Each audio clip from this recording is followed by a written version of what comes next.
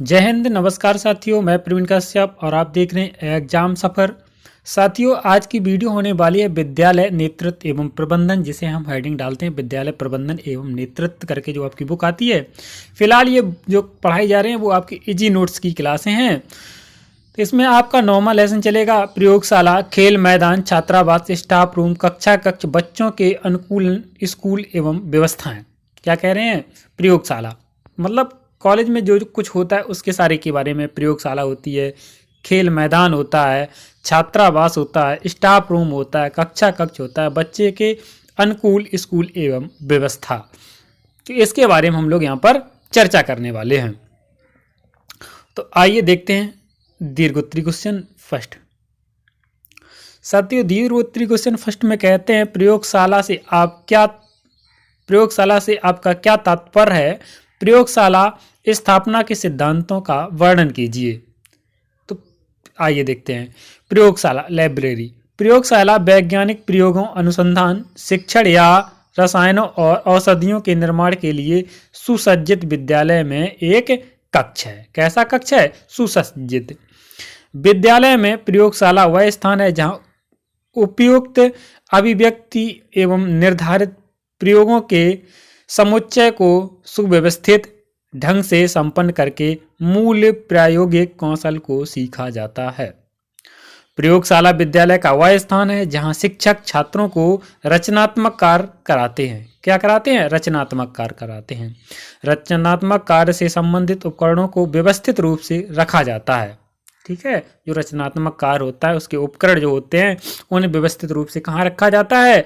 तो वो रखा जाता है प्रयोगशाला में, जिससे आवश्यकता पड़ने पर उनका प्रयोग सुगमता से किया जा सके। अब आपके सही से रखे हुए हैं तो आवश्यकता पड़ने पर उनका उपयोग किया जा सकता है, नहीं तो ढूंढते रहेंगे। बहुत सारे घरों में देखिए आप, झाड़ू कहाँ है, झाड़ू कहाँ है, तो पूरा दिन लग जाता है झाड़ू ढूंढने में ही। तो ये सब चीज़ें हैं तो सुव्यवस्थित ढंग से रखी जाती हैं। प्रयोगशाला स्थापना के सिद्धांत। प्रयोगशाला के भौतिक एवं सामाजिक विज्ञानों की व्यवस्था एवं स्थापना के संबंध में निम्नलिखित सिद्धांतों को ध्यान में रखा जाना चाहिए। नंबर 1, उच्च माध्यमिक स्तर तक प्रायः सभी भौतिक विज्ञान के लिए एक प्रयोगशाला हो। नंबर 2, प्राथमिक एवं उच्च प्राथमिक स्तर तक संपूर्ण प्रकृति तथा आसपास के पर्यावरण को प्रयोगशाला के रूप में अपनाया जाए। किसे? आसपास के वातावरण को। माध्यमिक स्तर तक सभी भौतिक विज्ञानों के लिए अलग अलग प्रयोगशालाएं स्थापित की जाएं। माध्यमिक स्तर तक हर क्लास के लिए कैसी? अलग। चौथा पॉइंट होगा प्रयोगशाला के लिए जो कक्ष चुने जाएं उनकी निम्नलिखित विशेषताएं हों। कैसे कक्ष होने चाहिए, उनकी विशेषताएं यहाँ पर देखते हैं। हो सकता है आपका पेपर जो हो उसमें अति लघुत्तरी क्वेश्चंस आए, तो हो सकता है अति लघुत्तरी क्वेश्चन में ये पूछा जाए कि प्रयोगशाला के लिए कक्षा कक्ष चुनने के लिए क्या विशेषताएं होनी चाहिए। तो आप प्रयोगशाला कक्ष सामान्य कक्ष से बड़ा हो। जितने सामान्य कक्ष होते हैं जिनमें हम लोग पढ़ाई करते हैं उनसे थोड़ा बड़ा होना चाहिए। प्रयोगशाला में संवातन की पर्याप्त व्यवस्था हो। नंबर 3, मुख्य कक्ष के जाल संलग्न दो छोटे छोटे कक्ष भी हों। मतलब मुख्य कक्ष हो, उसके पड़ोस में सटे हुए दो संलग्न कक्ष हों छोटे छोटे से, जिसमें एक भंडार के रूप में तथा दूसरा प्रभारी के कार्य रूप में के लिए प्रयोग किया जाए। क्या? एक में जो है वो चीज़ें रखी जाएं और दूसरा जो है वो बैठने के लिए मुख्य प्रभारी, जो मतलब आपका प्रैक्टिकल कराता है उसके लिए। प्रयोगशाला कक्ष में पानी की अच्छी व्यवस्था होनी चाहिए। ठीक है, क्योंकि पानी की बहुत ज़रूरत होती है। प्रयोगशाला में पर्याप्त एवं उपयुक्त साज सज्जा हो। कैसी? बढ़िया सा सजा हुआ हो। प्रयोगशाला में निम्न तथा तथ्य ध्यान में रखने चाहिए। प्रयोगशाला में कौन कौन से तथ्य रखने चाहिए? प्रत्येक छात्र के लिए कुछ ऊंचे स्टूलों तथा उपयुक्त आकार के मेज होने चाहिए। ऊंचे स्टूल हों और उपयुक्त आकार के मेज होने चाहिए। इसके अलावा क्या होना चाहिए?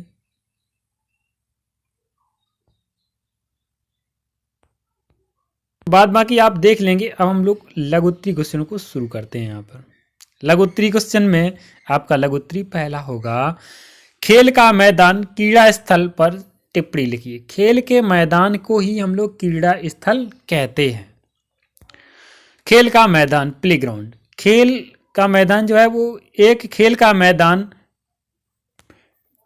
प्ले पार्क या खेल क्षेत्र, क्रीड़ा स्थल बच्चों के लिए एक ऐसा वातावरण प्रदान करने के लिए डिजाइन किया गया स्थान है जो आमतौर पर बाहरी खेलों की सुविधा प्रदान करता है।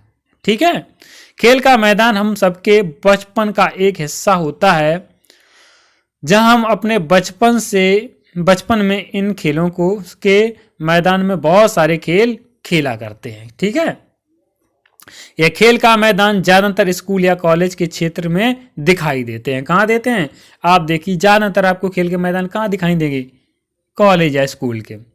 अब खेल के मैदान बहुत ज़्यादा बचे ही नहीं है, तो सिर्फ और सिर्फ कहाँ देखेंगे आप? कॉलेज में देखेंगे, क्योंकि स्कूल और कॉलेज में पढ़ने वाले सभी बच्चों का मानसिक और शारीरिक स्वास्थ्य अच्छा होना चाहिए। क्या माना जाता है? कि मानसिक रूप से भी और शारीरिक रूप से भी मजबूत होने चाहिए जो पढ़ने लिखने वाले बच्चे हैं। विद्यालय में खेल के मैदान की एक विशेष आवश्यकता होती है। बहुत जरूरी होता है कि कॉलेज में क्या होना चाहिए? खेल का मैदान हो। विद्यालय में छात्र छात्राएं स्वतंत्रता पूर्वक खेल सकें, इसके लिए क्रीड़ा स्थल का होना आवश्यक है, बहुत जरूरी है। कमरों में खेल जाने वाले खेल जैसे कैरम, शतरंज, लूडो आदि का प्रबंधन कहीं भी किया जा सकता है, परंतु badminton, table tennis, करकंदुक, kabaddi, kho kho के लिए छोटे मैदान तथा फुटबॉल, हॉकी, क्रिकेट, दौड़ के खेल आदि के लिए बड़े मैदानों की आवश्यकता होती है। अब साथियों यहाँ पर करकंदुक है, इसके बारे में हम पता नहीं है कि ये खेल कैसे खेला जाता है। यदि किसी छात्र और किसी छात्रा ने इस खेल को खेला है तो इसकी थोड़ी सी व्याख्या कीजिए, ताकि हमें भी पता चल सके कि ये खेल किस प्रकार का होता है। देखते हैं कितने छात्रों ने ये खेल खेला है, कितने छात्रों ने ये देखा खेला है, तो कौन इसकी व्याख्या करता है। जहाँ तक संभव हो क्रीड़ा स्थल खेल के मैदान की व्यवस्था विद्यालय के पास होनी चाहिए।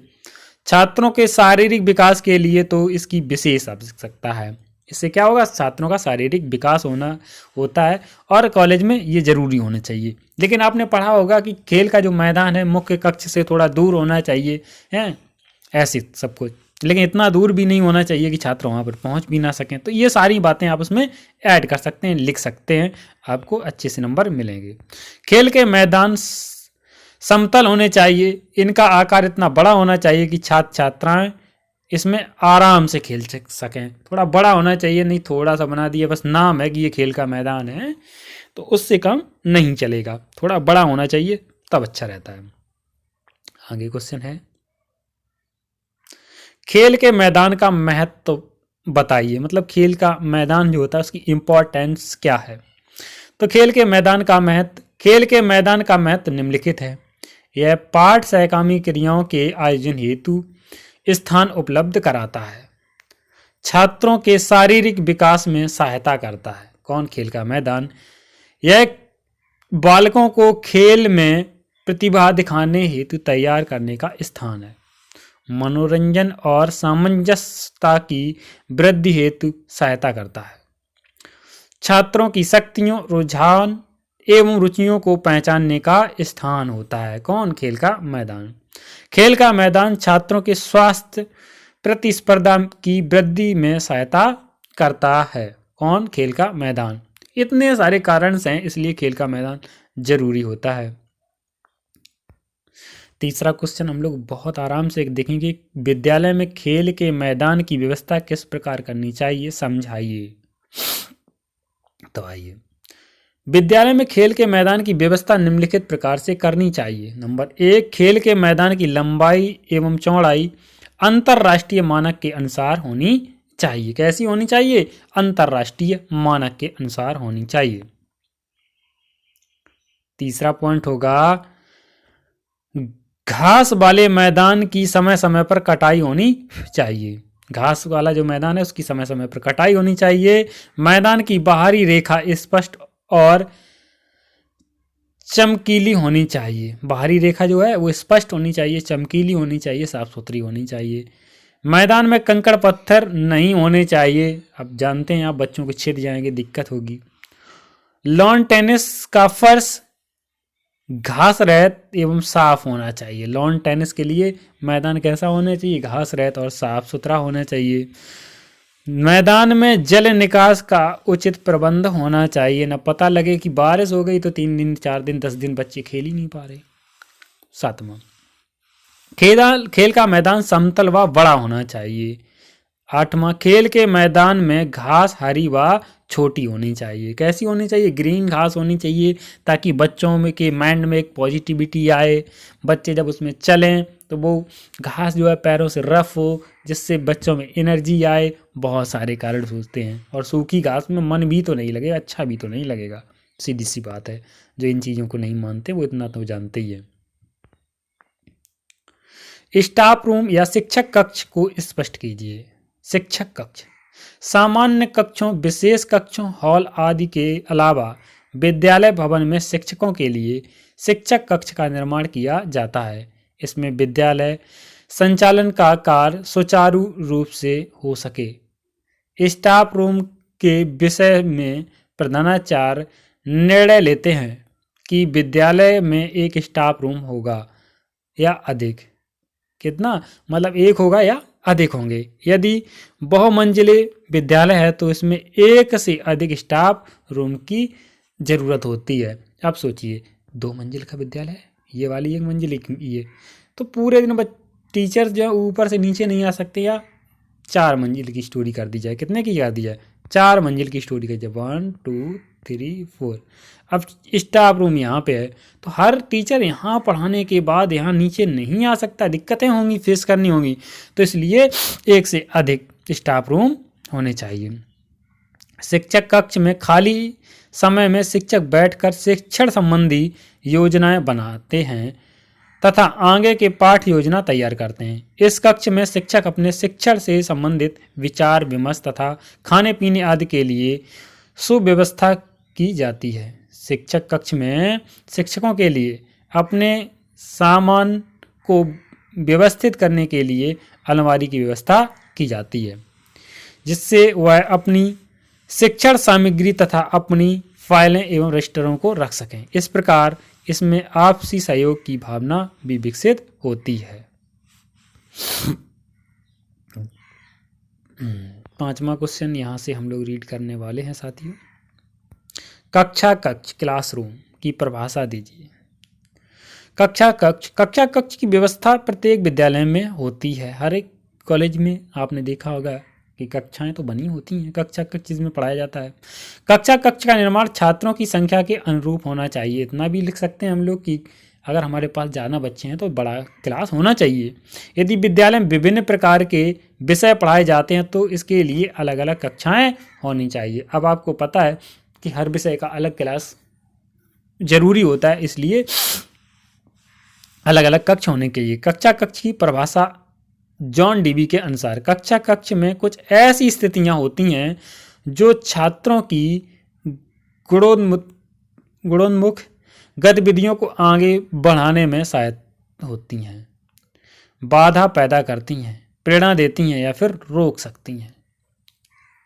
ज्योति ए क्रिश्चियन के अनुसार कक्षा कक्ष समाज में स्थापित संस्था है।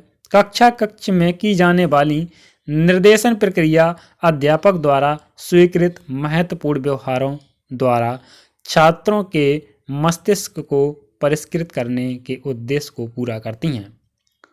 होम पेज के अनुसार कक्षा कक्ष एक ऐसा स्थान है जहां विभिन्न प्रकार की गतिविधियां चलाई जाती हैं, जहां पारस्परिक क्रिया होती है, सामाजिक परिस्थितियों को बढ़ाया जाता है एवं निर्देशात्मक स्थितियों के नियम बनाए जाते हैं। कहाँ पर? कक्षा कक्ष में। बच्चों के अनुकूल स्कूल पर प्रकाश डालिए। Child friendly school child friendly school एक ऐसा स्कूल है जो प्रत्येक बच्चे को एक समृद्ध वातावरण की गारंटी देता है, जो उसके शारीरिक, भावात्मक और मनोवैज्ञानिक विकास को नेतृत्व करता है। यह एक ऐसा स्कूल है जो लड़के और लड़कियों दोनों को प्रासंगिक मार्गदर्शन और परामर्श प्रदान करता है, इससे यह अपनी प्रतिभा का अधिकतम लाभ उठा सके। यह एक बाल केंद्रित स्कूल है जो अपने छात्रों को पीड़ित हुए बिना उसके शिकायतों को पूरा करने के लिए एक स्थान प्रदान करता है। यह एक ऐसा स्कूल है जो व्यक्तिगत मतभेदों को पूरा करता है। बच्चों के अनुकूल इन स्कूलों में कई लाभ मिलते हैं। नंबर 1, वे छात्रों को उनकी प्रतिभा और क्षमताओं का अधिकतम लाभ उठाने के लिए सकारात्मक वातावरण प्रदान करते हैं। ठीक है। अगला, यह उन्हें कम उम्र में अपने संबंधित कैरियर और व्यवसायों को आकार देते हैं। ठीक है। लिंग संवेदीकरण, ये स्कूल छात्रों को अपनी सोच व्यापक करने और विज्ञान लड़कों के लिए है जैसा कुछ रूढ़ियों को दूर करने का अवसर भी प्रदान करते हैं। चाइल्ड फ्रेंडली स्कूल अपने विद्यार्थियों को कानून का पालन करने वाले और देशभक्त होने का प्रशिक्षण देते हैं। ऐसे स्कूलों में छात्रों को सरल नियमों और विनियमों का पालन करने की आदत होती है। उन्हें समझ आ जाता है कि बाहरी दुनिया में भी स्कूल की तरह नियम कायदे होते हैं। देखो, जैसे स्कूल में नियम कायदे होते हैं वैसे ही बाहरी दुनिया के भी कुछ रूल्स होते हैं। चाइल्ड फ्रेंडली स्कूल छोड़ने के मामले में भी कमी आते हैं। क्या कह रहे हैं? चाइल्ड फ्रेंडली स्कूल छोड़ने के मामले में भी कमी आते हैं। छात्र भावात्मक और शारीरिक रूप से सजग और आरामदायक महसूस करते हैं। कैसे? भावात्मक, शारीरिक रूप से सहज महसूस करते हैं, क्योंकि उनकी सभी ज़रूरतों का पालन किया जाता है। कहाँ पर? कॉलेज में। बच्चों के अनुकूल स्कूल के अनेक लाभों के कारण अन्य स्कूलों के प्रमुखों को इन स्कूलों के गुणों को अपनाना चाहिए ताकि इनके शिक्षार्थियों के प्रदर्शन में सुधार हो सके। अगला आपका ये चैप्टर होगा अब की बार 10वां, संस्थागत शासन, चयन प्रक्रिया, स्टाफ का मूल्यांकन, स्टाफ की भर्ती, स्टाफ का व्यवसायिक विकास, विद्यालय में बैठने की व्यवस्था। तो साथियों, अब तक हमने लोगों ने 9 यहाँ पर चैप्टर्स 1 से लेकर 9 तक कंप्लीट कर लिए हैं। यदि आपने सभी नहीं देखे हैं तो कमेंट सेक्शन में कमेंट कीजिए। अगर आपको ढूंढने में वीडियो दिक्कत होती है तो आपकी इसकी एक प्ले लिस्ट बनाकर तैयार कर दी जाएगी। आप नियमित इस वीडियो को सुनते रहें। अभी आपके पेपर्स थोड़ा दूर है, लेकिन पर डे इनको सुन लिया करें 2x स्पीड पर। पहले नॉर्मल स्पीड पर, फिर थोड़ी स्पीड बढ़ाकर 2x स्पीड पर भी सुन सकते हैं, ताकि आपके कानों में जब लगातार आवाज़ गूंजती रहेगी तो इसका आपको लाभ जरूर मिलेगा। Thank you for watching. मिलते हैं नेक्स्ट वीडियो में।